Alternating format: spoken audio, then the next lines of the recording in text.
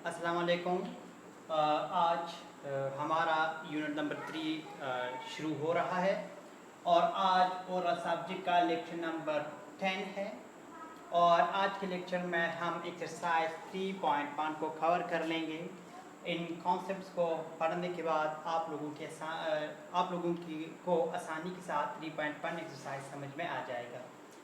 तो आज ये जितना भी लेक्चर है ये बहुत ही आसान है। वैसे तो ये सारा का सारा चैप्टर बहुत आसान है, लेकिन आज का लेक्चर बहुत ही आसान है क्योंकि आज के लेक्चर में आप लोग वो बातें पढ़ लेंगे, वो बातें सीख लेंगे कि आप लोग पहले इनको कहीं ना कहीं पे पढ़ चुके हैं। जैसा कि यहाँ पे डिसिमल्स है, तो डिसिमल तो आप लोग इसकी डिफिनीशन, इसकी ये टाइप्स वगैरह सब कुछ आप लोग पहले थर्ड क्लास के बाद पढ़ चुके हैं।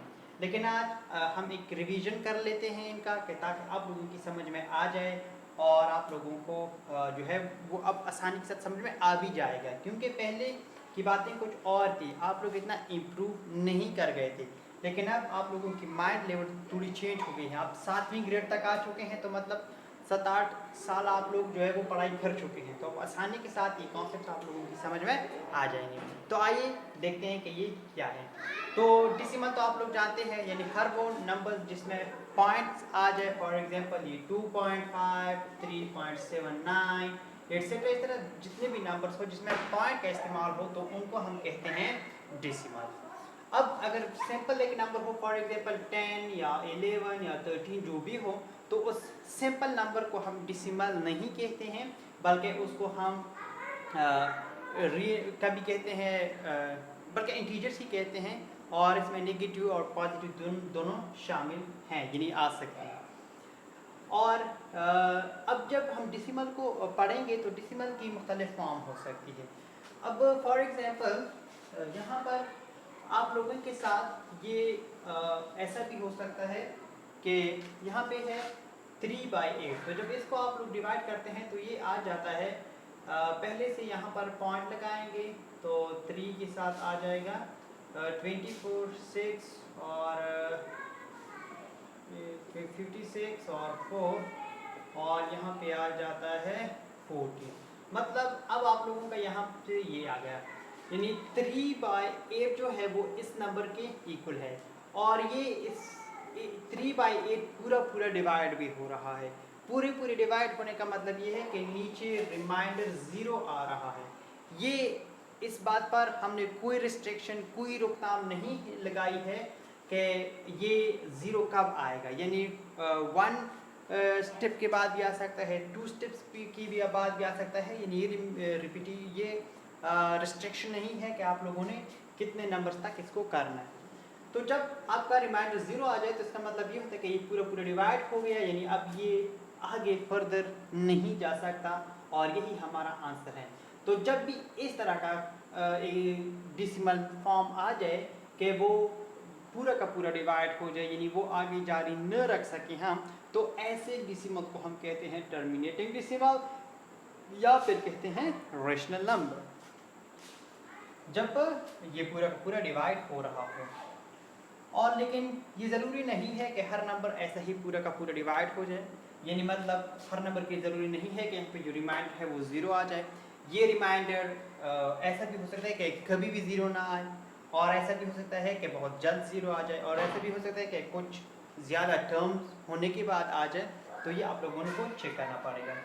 अब अगर कहीं पे ऐसा नंबर आ जाए कि उनका रिमाइंडर 0 आ जाए, तो वो उसको हम कहते हैं टर्मिनेटिंग डिसिमल्स। लेकिन अगर कोई ऐसा नंबर हो कि इनको आप डिवाइड करते जाएं, यहाँ पे 0 ना आए कभी भी, तो ऐसे नंबर को हम कहते हैं नॉन टर्मिनेटिंग। अब ये जो नंबर है यहाँ पर 16/7, अगर इसको आप लोग डिवाइड कर लेंगे इस तरह से कि 16 यानी 16/7, अब आप लोग जितना भी कर जाएं, यहाँ पे ये 2 आ जाता है, इसको जितना भी करेंगे तो ये इस तरह आता जाएगा, और ये 0.285 तक जाए, जितना भी कर सकते हो कर लो, लेकिन ये कभी भी ख़त्म नहीं होगा, बल्कि ये जाएगा कि जहाँ तक आप ले जा सकते हैं ले जाओ, लेकिन ये ख़त्म नहीं होगा, मतलब रिमाइंडर कभी भी इसका 0 नहीं आएगा। तो ऐसे हर नंबर को हम कहते हैं नॉन टर्मिनेटिंग।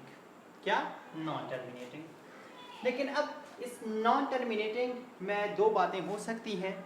एक ये हो सकती है कि टर्मिनेटिंग यानी पॉइंट के बाद आपके पास एक रिपीटिशन आ जाए।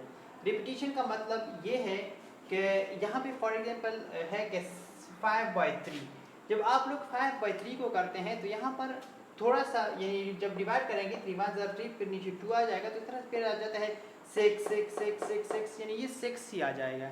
अभी ज़रूरी नहीं है कि 6 6 को ऐसे नंबर्स में ऐसा भी हो सकता है, फॉर एग्जांपल 6 7 6 7 6 7, यानी रिपीटिशन आ जाए इस तरह का। तो ऐसी रिपीटिशन वाले नंबर्स को हम कहते हैं रिपीटिंग डेसिमल, या फिर इसको कहते हैं रेशनल नंबर। तो रेशनल नंबर यहाँ पर भी सही था, लेकिन यहाँ पर अब मज़ीद इसको हमने प्रूव कर लिया है कि अगर ऐसा नंबर के उसमें रिपीटिशन, यहाँ पर तो सिर्फ टर्मिनेटिंग होता, अगर टर्मिनेटिंग हो यानी मतलब रिमाइंडर 0 आ जाए तो उनको हम कहते हैं रेशनल नंबर। लेकिन यहाँ पर एक और बात भी इसके मुतालिक हमने सीख ली कि वो नंबर भी रेशनल होगा कि वहाँ पर जो डिसिमल के बाद वाले हिस्से हो, चाहे रिमाइंडर 0 ना भी आए, लेकिन वहाँ पर रिपीटिशन हो तो ऐसे नंबर्स को हम कहते हैं डेसिमल नंबर। लेकिन अब ज़रूरी नहीं है ये कि हर नंबर के पॉइंट के बाद जो है वो इस तरह रिपीटिशन आ जाए।